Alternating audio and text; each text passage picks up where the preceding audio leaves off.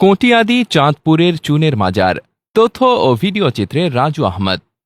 এ মাজারে চুন দিলে নাকি মানুষের মনের বাসনা পূরণ হয়, তাই এ মাজারে যারা আসেন তারা চুন দিয়ে থাকে বলে তার নাম চুনের মাজার হিসেবে এলাকায় পরিচিত।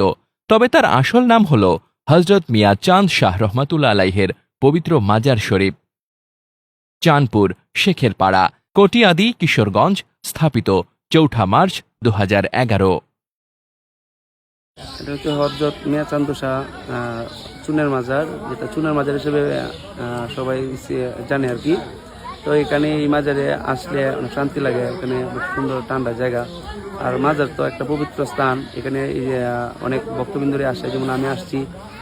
এটা চুনের মাজার, অনেক ভক্তবৃন্দরা তাদের মনের বাসনা পূরণ করার জন্য এখানে চুন দেওয়া হয়, কেউ কেউ আবার তাবারুক দেয়। তো আমিও এই মাজারে আসলাম, মিষ্টি নিয়ে চুন দিছি। এটা আসলে আমার মনে শান্তি লাগে আর কি। একটা চুনের একটা পবিত্র জায়গা, মাজার মানে একটা পবিত্র স্থান। তো সেই দিক থেকে লক্ষ্য করে আর কি আমার আশা।